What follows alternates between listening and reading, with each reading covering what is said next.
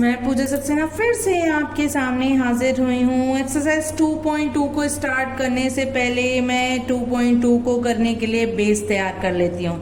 उस बेस को तैयार करने में हम पढ़ेंगे relationship between zeros and coefficients of a polynomial. सबसे पहले मैंने क्या किया, एक क्वाड्रेटिक पॉलिनोमियल ले लिया फ्रेंड्स, क्वाड्रेटिक पॉलिनोमियल ले लिया।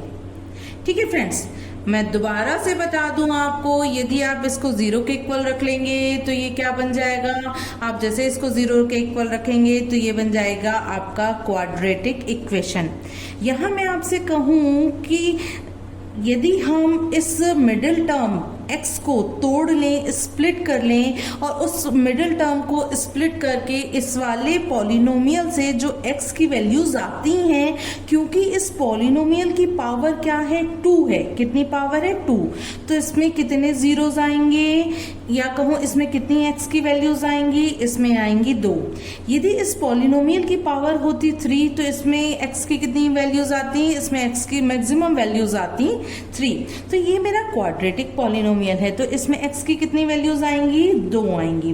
ठीक है, मिडिल टर्म को स्प्लिट करके जो वैल्यूज आती हैं x की, वो इस पॉलिनोमियल के क्या बोले जाते हैं, जीरोज बोले जाते हैं। यदि यही पॉलिनोमियल को हम जीरो के इक्वल रख लेते, हम यदि यहाँ लिख लेते कि ax square plus bx plus c is equals to 0, तो ये मेरा पॉलिनोमियल नहीं रह जाता, बल्कि ये मेरी बन जाती इक्वेशन। और इसमें जो x की वैल्यूज आती वो क्या कहलाती मेरी, वो वैल्यूज मेरी कहलाती कि वो जो x की वैल्यूज हैं वो इस इक्वेशन के क्या हैं, रूट्स हैं। तो यहाँ मैं आपको डिफरेंस बताना चाहती हूँ जीरोज और रूट्स में।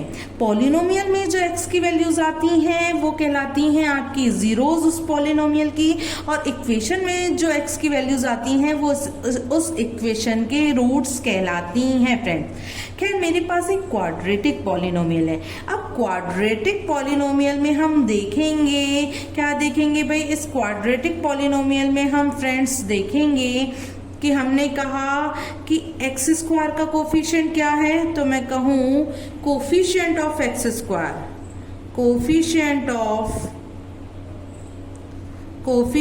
Of x square. तो यहाँ मैंने एक्स स्क्वायर का कोफिशिएंट क्या कहा, यहाँ एक्स स्क्वायर के साथ क्या है, a। तो मैं अगली बार मैंने कहा x का कोफिशिएंट क्या है, तो मैं कहूंगी कोफिशिएंट ऑफ x के साथ क्या है, b। और ये क्या बचा, ये बचा मेरा कांस्टेंट टर्म। तो मैंने कहा कांस्टेंट टर्म क्या हो गया मेरा, कांस्टेंट टर्म फ्रेंड्स हो गया मेरा c। ठीक है, अच्छा, ये तो हो गई मेरे इस क्वाड्रेटिक पॉलिनोमियल की बात। अब मैंने क्या किया, मैंने सपोज कर लिया कि इस वाले क्वाड्रेटिक पॉलिनोमियल में x की 2 वैल्यूज आ रही हैं, और उन वैल्यूज को, एक वैल्यू को मैंने कहा अल्फा है और दूसरी वैल्यू को कहा मैंने बीटा है। और वो जो वैल्यूज होती हैं इस क्वाड्रेटिक पॉलिनोमियल के क्या कहलाती हैं, जीरोस कहलाती हैं। तो मैंने कहा suppose alpha and beta are the zeros of ax square plus bx plus c। यहाँ मैं आपको रिलेशन बताना चाह रही हूँ। देखिए, रिलेशन क्या होता है, जो इस पॉलिनोमियल से x की वैल्यू आ रही है, यानी अल्फा और बीटा, उस अल्फा और बीटा का कभी भी आप सम कर लें या यूं कहूं एडिशन कर लें, वो हमेशा इक्वल होगा माइनस के b अपॉन a के। अब b क्या है भाई, b का मतलब आगे लगा दीजिए माइनस, b का मतलब है coefficient of x, coefficient of x, coefficient of x upon a क्या है भाई, a है कोफिशिएंट ऑफ एक्स स्क्वायर।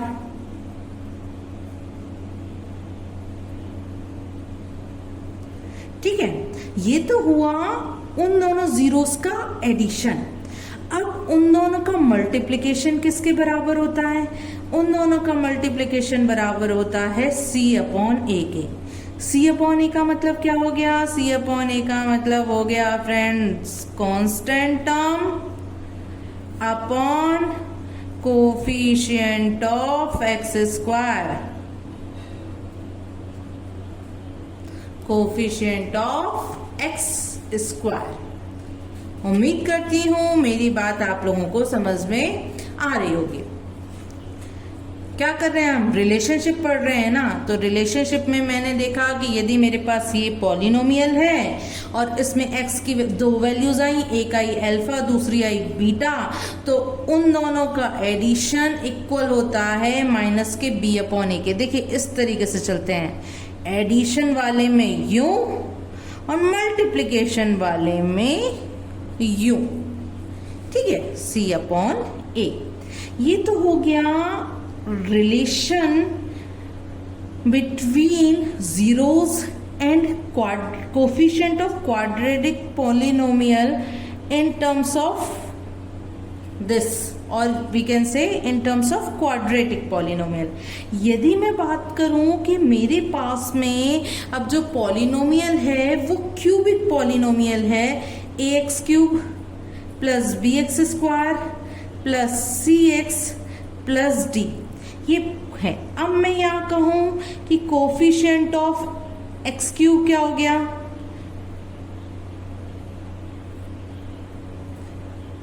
भाई एक्स की घात 3 कहूं या x to the power 3, x cube की संख्या है a, तो coefficient of x cube is equals to a। इसी तरीके से कोफिशिएंट ऑफ एक्स स्क्वायर, भाई एक्स स्क्वायर के साथ क्या है? प्लस का b। कोफिशिएंट ऑफ x क्या हो गया? भाई x के साथ क्या है? c। और इसी तरीके से कांस्टेंट टर्म मेरा हो गया, constant term is equals to d। ठीक है फ्रेंड्स, कांस्टेंट टर्म हो गया d। अब मैडम रिलेशन तो इसमें भी कहूं और coefficient of x, x square, x cube, इनमें भी तो रिलेशन होता होगा। तो मैं कहूं कि भैया सपोज कर लिया मैंने कहा सपोज, इसको थोड़ा इस तरीके से रख लेते हैं। सपोज रूट्स नहीं, जीरोज ऑफ किसके zeros? A x cube plus b x square plus c x plus d. देखिए इसमें सबसे ज्यादा पावर कितनी है? इसमें सबसे ज्यादा पावर है फ्रेंड्स 3। तो इसके कितने जीरोज हो जाएंगे? 3। तो मैंने इसके जीरोज मान लिए are alpha beta and gamma, ये एंड का साइन है, अल्फा बीटा गामा। ठीक है, अब इनमें क्या रिलेशन होता है?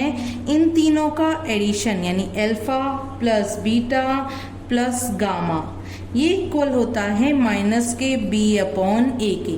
माइनस b अपॉन ए कह लीजिए या कह लीजिए कि माइनस लगा के coefficient of x square upon coefficient of x cube. तो इसे मैं यहाँ लिख ले रही हूँ, माइनस का कोफिशिएंट ऑफ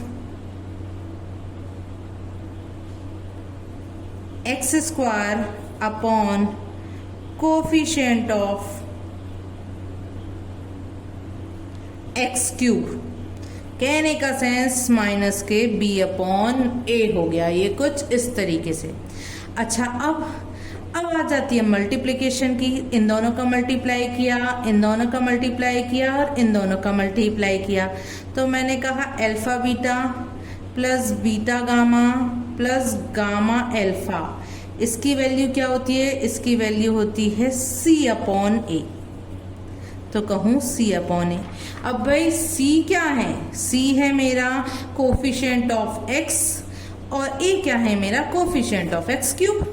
तो इसकी जगह मैंने लिख लिया coefficient of x upon coefficient of x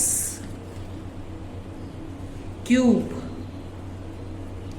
अब अगली बार इसने कहा कि मुझे डायरेक्ट ही मल्टीप्लाई चाहिए, तो मैं कहूँ अल्फा बीटा गामा, इसकी वैल्यू क्या होती है फ्रेंड्स? इसकी वैल्यू होती है आपकी माइनस के डी अपॉन ए। देखिए पहले लग चलता है माइनस, फिर चलता है प्लस, फिर चलता है माइनस, अभी एक टर्म और होता तो फिर आ जाता प्लस का, तो माइनस के डी अपॉन ए। अब डी क्या है? डी तो है कांस्टेंट टर्म, और ए क्या है आपका? ए है कोफिशिएंट ऑफ एक्स क्यूब।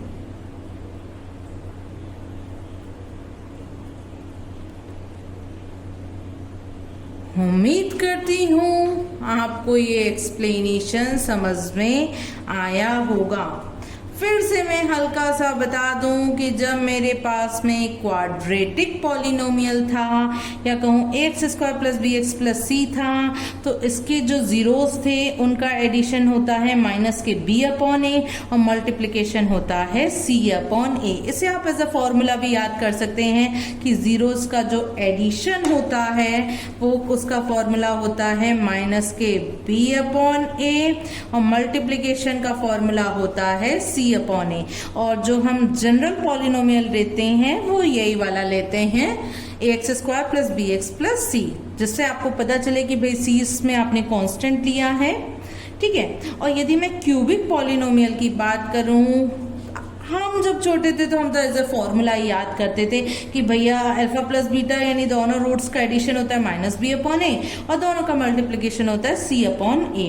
और जब मैं क्यूबिक पॉलिनोमियल की बात करूं तो मैं कहूंगी कि भाई तीनों जीरोस का जो एडिशन होता है वो होता है माइनस के बी अपॉन ए, आसपास वाले का होता है सी अपॉन ए, और तीनों का मल्टीप्लिकेशन जो होता है वो होता है माइनस के डी अपॉन ए, और जनरल क्यूबिक पॉलिनोमियल होता है ये।